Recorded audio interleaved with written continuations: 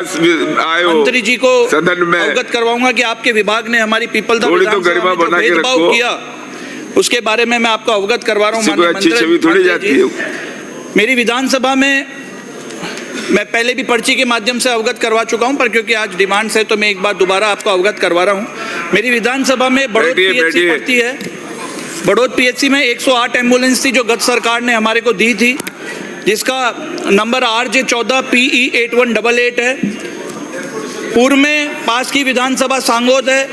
सांगोद में माननीय मंत्री जी की एक जन सुनवाई थी। उस जन सुनवाई में उन्होंने BCMHO को एक नई एम्बुलेंस उनकी विधानसभा दिगोद PHC पर लगाने के लिए बोला, जिसमें सत्ता के भय से और सत्ता के डर से BCMHO ने हमारी जो बड़ौद PHC की जो एम्बुलेंस थी उसको वहाँ से शिफ्ट कर दिया दिगोद PHC में। तो इसके लिए मैं आपसे निवेदन करूंगा कि हमारे बड़ौद में भी दुर्घटनाएं होती है, भगवान करे न हो, पर होती है, वहाँ पे भी मरीज है, उन्हें भी एम्बुलेंस की ज़रूरत पड़ती है। मानवता और नैतिकता के नाते आप इस बड़ौद PHC की जो एम्बुलेंस है जो दिगोद PHC भेज दी गई है उसको पुनः आप बड़ौद PHC पर संचालित करने का आप कष्ट करें।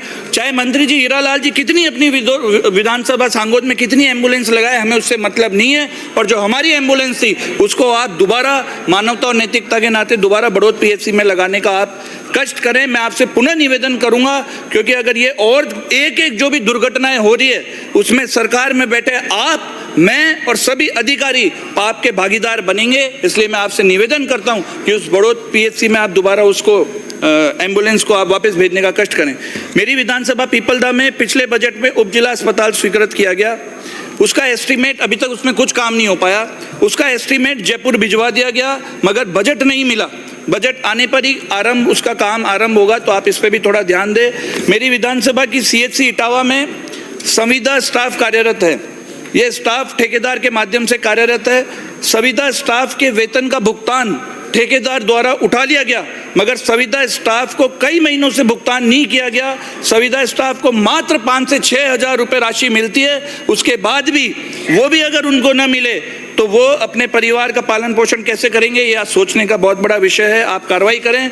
एक मैं आपका धन्यवाद करना चाहूँगा माननीय मंत्री जी कि आपने मेरी विधानसभा में पूरे ANM के रिक्त पद भर दिए, उसके लिए मैं आपका धन्यवाद करता हूं। पर अभी भी समस्याएं काफ़ी है।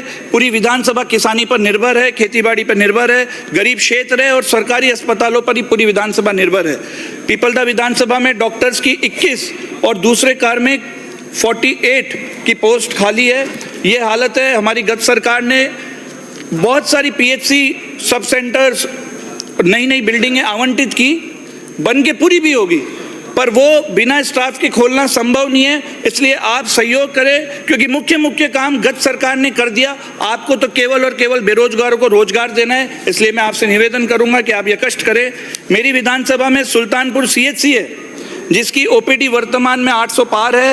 ये CHC मेडिकल कॉलेज कोटा के अधीन आता है। इसके बावजूद भी सुल्तानपुर CHC में सुविधाओं का विस्तार नहीं हो पा रहा है। मेडिकल कॉलेज कोटा हमारे CHC सुल्तानपुर में बिल्कुल भी मदद नहीं कर रहा है। स्थिति यह है कि 5 में से 4 स्पेशलिस्ट के पद खाली है। पिछले 5 महीने से सोनोलॉजिस्ट नहीं होने के कारण CHC में सोनोग्राफी मशीन धूल खा रही है। एक मैं ये निवेदन करना चाहूँगा आपसे कि इसी CHC सुल्तानपुर में महीने में करीब 60 डिलीवरी केस आते हैं और फिर करीब 10 को कोटा रिफर करना पड़ता है। बिना गायनेक के चिकित्सा कर्मियों को डिलीवरी केस में समस्याएं उत्पन्न होती है। माननीय मंत्री जी, इसके अलावा सर्जन डॉक्टर नहीं होने से करोड़ों रुपए के उपकरण धूल खा रहे हैं। इसके अलावा लैब टेक्नीशियन, कनिष्ठ लेखाकार, कनिष्ठ सहायक, चतुर्थ श्रेणी के कर्मचारी व स्पीकर के पद खाली है। इसके साथ ही सर्जरी मेडिसिन, गायनेक व शिशु रोग विशेषज्ञ के स्थान पर अन्य डॉक्टरों को लगा रखा है जो केवल चिकित्सा अधिकारी है। इसलिए माननीय सभापति महोदय, आपके माध्यम से मैं माननीय मंत्री जी से निवेदन करूंगा कि मेडिकल कॉलेज कोटा को निर्देशित करें कि वो इसमें पूरा सहयोग करे। मैं ये भी निवेदन करता हूं कि CHC सुल्तानपुर की स्थापना सन 90 के करीब हुई थी। तब से ये लेकर अब तक 30 साल गुजर जाने के बाद भी अभी तक अस्पताल क्रमोन्नत नहीं हो पाया है, जबकि ये करीब 173 गाँव का मुख्यालय है, जो आप CHC सुल्तानपुर को भी क्रमोन्नत कराने का कष्ट करें। माननीय सभापति जी, धन्यवाद सभापति महोदय। आज मुझे मांग संख्या 27 और 28 पर बोलने का अवसर प्रदान किया, इसके लिए मैं आपका बहुत बहुत आभारी, बहुत बहुत धन्यवाद आपको। कहा है, सर्वे भवन्तु सुखिन सर्वे भवन्तु निरामयाः सर्वे भद्राणि पश्यन्तु मा कश्चित् दुःख भाग् भवेत्। स्वास्थ्य इस जीवन में सबके